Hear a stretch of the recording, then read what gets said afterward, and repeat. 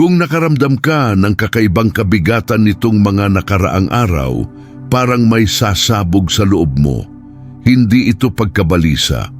Ngayon ito ay isang kilusan ng langit at ang mensaheng ito ay hindi dumating sa iyo nang hindi sinasadya. Marahil ay pagod ka na may pakiramdam na may isang bagay sa loob mo na naghintay ng matagal. Isang di nakikitang pasanin sa aking dibdib, isang pangako na tila naantala, isang tahimik na tanong, kailan ito mangyayari sa akin? Ang spiritual na sakit na ito ay mas karaniwan kaysa sa iniisip mo. Sa mga nagdadala ng mas mataas na bukasyon. Ngunit mag-ingat, hindi ito isang aksidente na nagdala sa iyo dito. Ngayon ay may isang kilusan na nagaganap, isang bagay na hindi ipinanganak sa lupa, kundi bumababa mula sa langit. Kapag lumipat ang kalangitan, wala nang nananatiling pareho. Ang nararamdaman mo ay hindi pagkalito, kundi isang espiritual na pagiging sensitibo na na-activate. Maraming mga tao ang nagsisikap na huwag pansinin ang mga palatandaan na ito upang sakupin ang kanilang mga isipan, upang hayaan ang kanilang sarili na makagambala. Ngunit hindi niya magawa. May isang bagay na nakaakit sa iyo sa sandaling iyon. At ito ay isang banal na tugon sa anyo ng isang paanyaya. Ang lumikha ay hindi kailanman nagsisimula ng isang bagay nang walang malinaw na intensyon. Kung sa palagay mo ang iyong buhay ay nangangailangan ng isang punto ng pagbabago na hindi nagmumula sa pagsisikap ng tao, kundi mula sa interbensyon mula sa itaas, manatili sa akin hanggang sa katapusan. Ang bawat salita dito ay nagdudulot ng direksyon, kaayusan at kumpirmasyon para sa mga taong may maingat na pakikinig. Bago magpatuloy, mag-subscribe ka sa channel at i-on ang mga abiso. Sa ganitong paraan, hindi ka makaligtaan kahit isang mensahe na gagamitin ng Diyos upang i-reorient ka sa bagong panahon na ito. Hindi ito isang bagay na masyadong malayo o simbolo upang balewalain. Isang tunay na kilusan ang nagaganap sa espiritual na mundo ngayon at hindi ito nagsimula nang hindi sinasadya. Kapag gumagalaw ang kalangitan, ito ay dahil ang mga desisyon ay ginagawa ng higit sa lohika ng tao at ang mga sensitibong tao ay nakakakita sa espiritu bago nila makita ng kanilang sariling mga mata. Marahil ay nakaramdam ka ng pagbabago sa loob ng hindi mo ito maipaliwanag. Isang sagradong kakulangan sa ginhawa, isang tahimik na kagyat na tila may isang bagay na malapit ng gumalaw. Ito ay hindi isang pangkaraniwang pagkabalisa, ngunit ang reaksyon ng espiritu sa banal na paghipo. Ang kalangitan ay hindi gumagalaw ng walang layunin at wala ka sa labas ng sentro na ito. Bagamat maraming tao ang nalilibugan, napapagod ka sa iba't ibang kapaligiran na ito.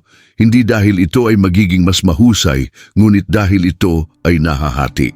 Mayroong isang espiritual na bakas sa iyo na tumutugon kapag ang Diyos ay nagsimulang kumilos. Parang may nagsasabi sa loob, iba na ngayon. Ang kilusang ito ay hindi dumating upang malito, ngunit upang sumunod. Lahat ng tila tumigil ay nagsisimulang mag-ayos.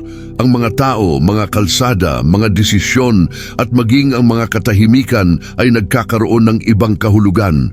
Walang pumipilit, walang nagpapabilis ng lampas sa oras.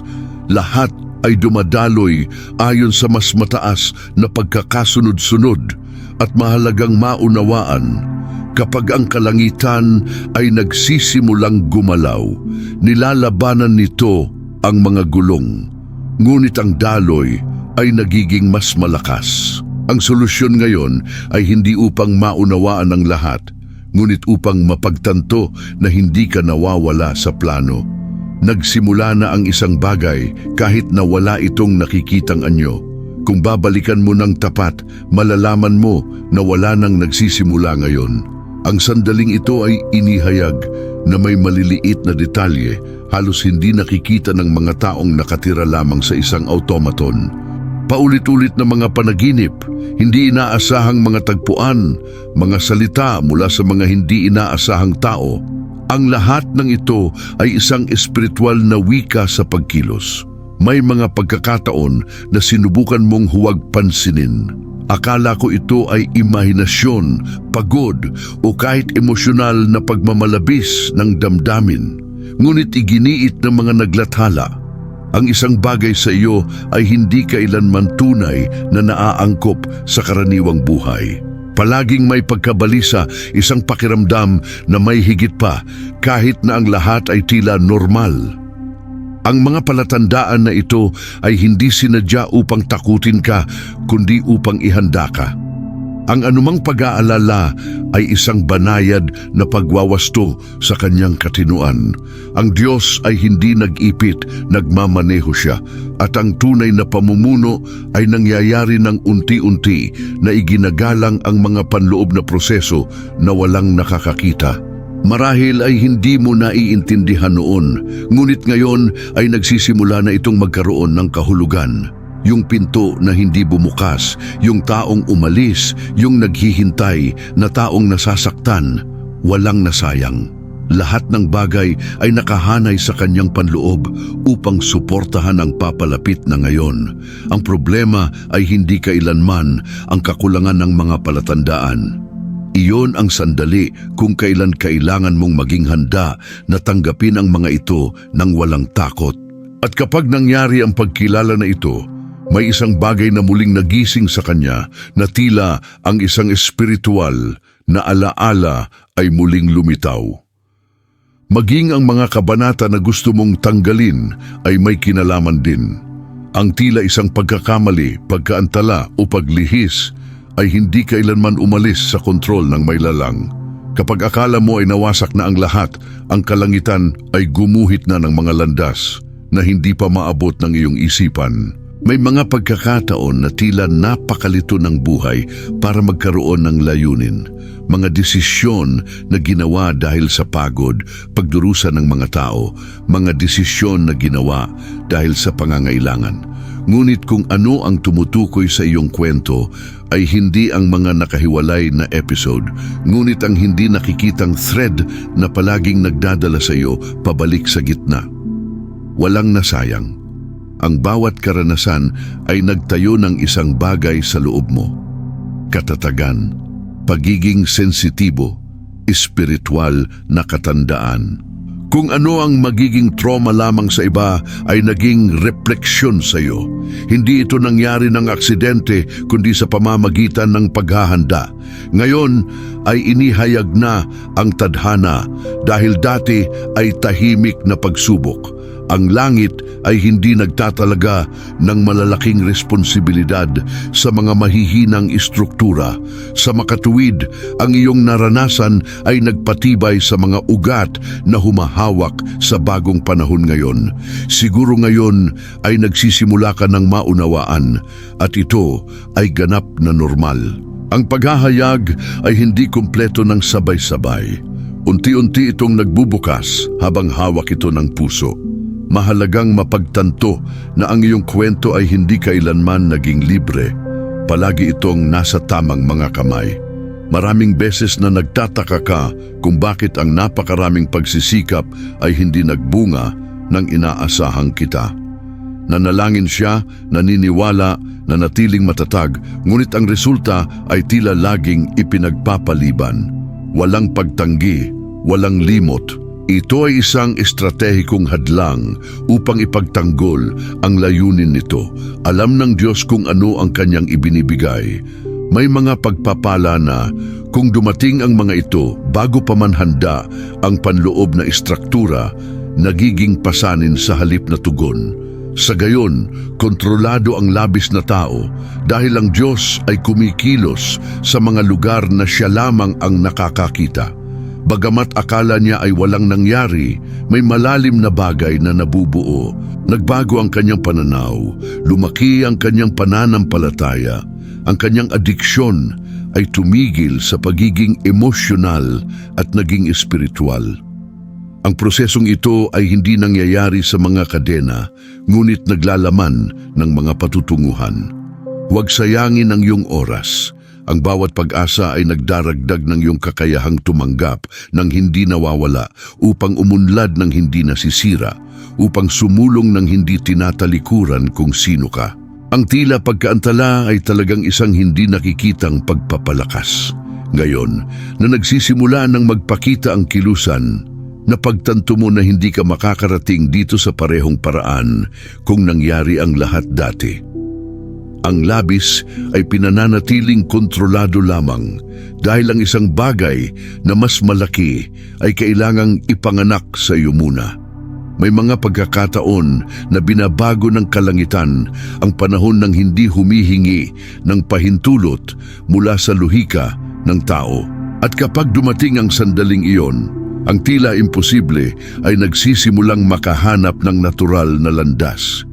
Ang mga pintuan na dati ay sarado ay nagbubukas na ngayon ng walang gaanong pagsisikap dahil sa wakas ay dumating na ang tamang panahon. Ang pag-atake na ito ay hindi limitado sa isang lugar lamang. Nakakaapekto ito sa isip, katawan, landas at desisyon. Mayroong isang pag-renew ng lakas, kalinawan sa mga halalan at paghahatid na dumating sa tamang oras. Hindi gaanong malito, ito ang tamang hakbang upang kumpirmahin ang layunin.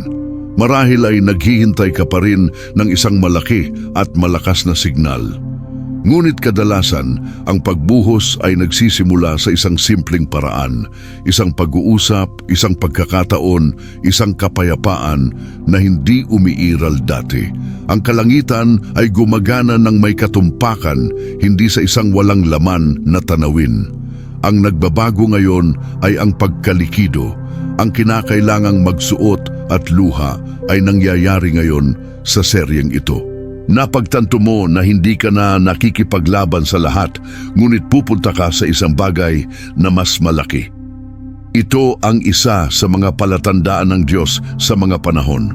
At kahit na hindi mo nakikita ang lahat ng malinaw, may isang bagay sa iyo na umamin.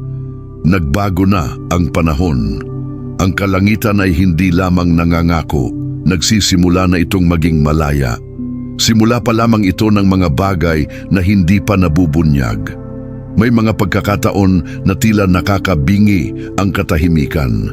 Nagdasal siya, ngunit hindi niya naramdaman ang agarang sagot. Naglakad at tila hindi gumagalaw mula sa kanyang kinauupuan. Ito ay kalupitan, hindi bilang parusa, kundi bilang kapaligiran ng kapangyarihan. Ang mga tuyong lugar ay nagpapakita kung ano talaga ang sumusuporta sa pananampalataya. Sa ilang, lahat ng bagay na labis ay nahuhulog. Maling inaasahan, emosyonal na dependencies, marupok na suporta. Tanging ang pinakamahalagang bagay lamang ang natitira. At sa sitwasyong ito, ang Diyos ay nagsasalita ng malinaw. Dahil walang mga pagkagambala na nakikipagkumpetensya sa tinig ng langit. Ang bawat sakit na iyong pinagdaanan ay nagpalakas ng iyong espiritual na katatagan. Matutong magpatuloy kahit walang palakpakan. Magtiwala kahit walang nakikitang garantiya. Nagtatayo ito ng pananampalataya na hindi gumuho kapag lumalaki ang responsibilidad. Hindi ito nakalimutan noon. Pinagmamasdan siya ng mabuti. Bagamat tila walang nangyari, perpekto ang kanyang pagkatao, hindi kailanman pababayaan ng langit ang mga taong handa na para sa isang bagay na mas malaki. Ngayon, na umalis ka sa kapaligiran na iyon, nagdadala ka ng isang bagay na hindi mo dati, panloob na katatagan. At ito ay mahalaga upang mapanatili kung ano ang kailangang ipakita. Natupad na ng disyerto ang tungkulin nito, ngunit hindi ito ang huling hantungan. May mga sandali na ang paghihintay ay tumitigil sa paghahanda at nagiging isang pagpapakita. Ang sandaling ito ay nagsisimula kapag ang langit ay nagpasya na kumilos ng nakikita, pag-aayos ng mga kaganapan na hindi mo maaaring pilitin. Ang ipinangako ay hindi nakalimutan, naghihintay lang siya ng tamang panahon. Marahil ay naisip pa niya na ito ay tumatagal ng masyadong mahaba, na maaaring hindi na ito mangyari muli. Ngunit ang mga tunay na pangako ay hindi mananaig sa paglipas ng panahon. Hinog sila, at kapag nagsimula silang makaramdam ng kasiyahan, hindi sila dumarating na may pagkalito, kundi may panloob na kumpirmasyon. Ang mga maliliit na peklat ay nagsisimulang magkasya ng magkasama tulad ng mga piraso ng isang sinaunang puzzle. Tamang pag-uusap, kamangha-manghang mga pagkakataon, mga sagot na lumalabas ng walang pagkapagod. Hindi ito swerte. Ito ay isang espiritual na pag-aani na nagsisimula ng lumapit sa iyo. Ang pinakakapansin-pansin ay iba ka na ngayon. Ang dahilan kung bakit ka nagalinlangan ngayon ay nagpapatibay sa iyong pananampalataya. Hindi ka na natatanggap sa takot sa pagkawala, kundi sa kamalayan ng layunin. Ipinapakita nito na ang kasiyahan ay hindi lamang nagdudulot sa iyo, kundi pati na rin ang posisyon mo. Bagamat hindi lahat ng bagay ay malinaw, may nagbago na, hindi ka na naghihintay tulad ng dati. Ang isang tahimik na tiwala ay lumalaki sa iyo, na para bang alam mo na ang oras ng paghihintay ay nag-expire na at ang oras upang sumulong ay nagsisimula na. Sa mga panahong ito, hindi sapat na maniwala ka sa iyong sarili. Ang pananampalataya ngayon ay nangangailangan ng isang malay tao na saloobin. Ito ang sandali kung kailan ang pinaniniwalaan mo ay nagsisimulang masasalamin sa iyong mga pagpipilian, iyong mga salita, at kung paano ka sumusulong sa buhay. May panahon na ang kaligtasan ay isang tagumpay na. Ngayon, ang pananatili sa downtown ay nagiging isang limitasyon. Ang langit ay nagpapalaya, ngunit iginagalang ang mga desisyon. Ang mga taong nakaposisyon sa kanilang sarili nang may pananalig ay lumilikha ng isang puwang para sa kabutihang loob ng walang panloob na paglaban. Ang pagpuposisyon ay hindi pagmamataas, kundi pagkakahanay. Ito ay upang itigil ang paghingi ng pahintulot na mamuhay ng pinahihintulutan na sa espiritual. Hindi siya umaatras sa dati niyang takot kapag nagsimulang magbago ang sitwasyon. Ang tunay na pananampalataya ay nahahayag kapag may paggalaw, kahit na may pag-iingat. Maaari mong mapansin ang mga hamon at pagkakataon. Hindi ito tanda ng balakid, kundi ng pag-aangkop. Ang bawat bagong panahon ay nangangailangan ng iba't ibang posisyon. Ang nagdala sa iyo dito ay hindi kung ano ang makakatulong sa iyo na sumulong. At kapag pinili mong manindigan ng matatag, may isang bagay na lumalakas sa hindi nakikita. Ang langit ay tumutugon sa mga nakapila, hindi lamang sa mga mananampalataya. At ang pagkakahanay na iyon ay nagsisimula ngayon sa mga desisyon na ginagawa mo kahit na walang nakatingin. Kung ano ang mangyayari sa buhay mo ay hindi mananatiling nakatago sa katahimikan. Kahit na ikaw ay maingat, kahit na hindi mo gusto ang eksibisyon, ang pagbabagong anyo ay makikita. Kapag kumikilos ang Diyos, ang epekto ay lampas sa konkreto at nakakaapekto sa iba. Ang mga taong sumusunod sa iyong landas ay mapapansin ang pagbabago bago mo ito iliwanag. Hindi ito isang palabas, kundi isang patunay. Ang mga pagbabago sa loob mo ay nagsisimulang magtaas ng mga katanungan sa iba. At ang mga katanungang ito ay nagbubukas ng isang puwang para sa paggising ng pananampalataya kung saan ang pag-aalinlangan ay dati. Ang kanilang patutuo ay hindi ipinanganak sa diskurso, kundi sa kabaligtaran. Ang mga nakakaranas ng kanilang mga paghihirap ay makikilala ang pagkakaiba. Ang mga sumusunod sa disyerto ay magugulat sa bagong panahon. Sa gayon, ginagamit ng langit ang mga totoong kwento upang maabot ang iba pang mga buhay. Baka isipin mo na wala kang espesyal na sasabihin, ngunit doon namamalagi ang kapangyarihan. Ang pagiging simple ng iyong paglalakbay ay nagpapahiwatig ng pagiging tunay. At ang pagiging tunay ay nakakaantig ng higit pa sa paulit-ulit na mga salita. Ang langit ay hindi gumagamit ng mga tauhan, kundi mga tunay na tao. At habang sumusulong ka nang hindi namamalayan ito, Ang iyong buhay ay nagiging isang buhay na sagot. Hindi upang patunayan ang isang bagay, ngunit upang ipakita na kapag nananatili kang nakasink, ang imposible ay nagsisimulang maging naa-access sa mga mata ng lahat. Darating ang panahon na ang pagpapaliban ay tumitigil sa pag-iingat at nagiging tahimik na pagsuway. Ang tawag na umaalingaw-ngaw ngayon ay hindi para bukas o para sa kung kailan magiging perpekto ang lahat. Ito ay tungkol sa sandaling ito, kung ano ka, sa kung ano ang mayroon ka. Napagtanto mo na ang isang bagay sa iyo ay hindi na tumatanggap na manatili sa iisang lugar. Bumalik ang pagkabalisa, ngunit sa pagkakataong ito sa isang direksyon. Hindi ito panggigipit, ito ay isang tawag. Ang langit ay hindi tumatawag para sa pagkalito. Hinihingi nito ang pagkakahanay ng mga hakbang sa layunin na inilabas na. Ang paglipat pasulong ay hindi nangangahulugang pagkakaroon ng lahat ng mga sagot. Nangangahulugan ito ng pagtitiwala na darating sila sa daan. Ang bawat hakbang sa pananampalataya ay sumusunod sa susunod. Ang pagkakamali ay hindi ang sumulong dahil sa takot, kundi ang tumayo dahil dito. Sa puntong ito, ang halaga sa loob mo ay aktibo. Hindi iyon maingay na tapang, ngunit matatag at tahimik na nagpapasiya kahit walang pumalakpak.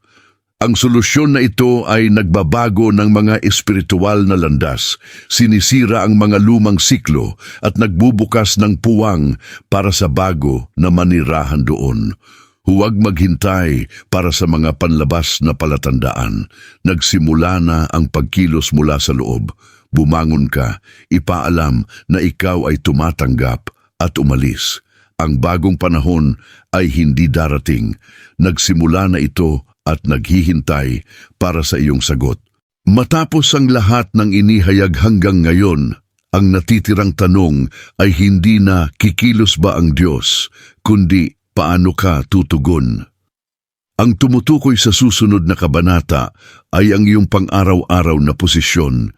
Tanong ko lang po, ano po ba ang dahilan kung bakit hindi kayo nag-iisa? Takot sa mga pagkakamali, pagkawala, pagkadismaya ng isang tao? O kaya naman ay ang ugali na maghintay ng matagal kahit na nakumpirma na ng diwa na oras na para magpatuloy? Ang bawat espiritual na pagliko ay nagsisimula kapag ang isang tao ay nagpasya na itigil ang pakikipag-ayos sa mga overdue na halaga. Hindi siya nakarating dito ng mag-isa. Mayroong proteksyon, pagwawasto, paghahanda at isang hindi nakikitang direksyon sa bawat yugto. At ngayon na ang lahat ng ito ay nasa ilalim ng kontrol, ang paanyaya ay malinaw, kumilos ng may kamalayan na may praktikal na pananampalataya na nakahanay ang iyong mga saloobin sa kung ano ang sinasabi mong pinaniniwalaan mo. Kaya mag-isip ng tapat, ano ang kailangan mong isakripisyo para sumulong? Saan ka dapat tumayo ng mas matatag? Anong desisyon ang ipagpaliban mo kahit alam mong nalutas na ito ng langit? Kung ang mensaheng ito ay nagsalita sa iyo, hindi ito nag-iisa. Mag-subscribe sa iyong channel, i-on ang mga notification at manatiling konektado.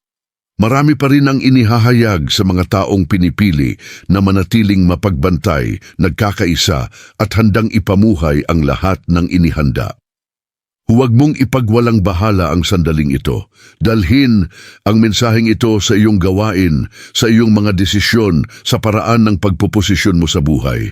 Ang pagbabagong anyo ay nagsisimula kapag ang paghahayag ay nakakahanap ng pagkilos. Manatiling mapagbantay, sensitibo at patuloy na lumakad ng may pananampalataya. Marami pa ring dapat ibunyag sa tamang panahon.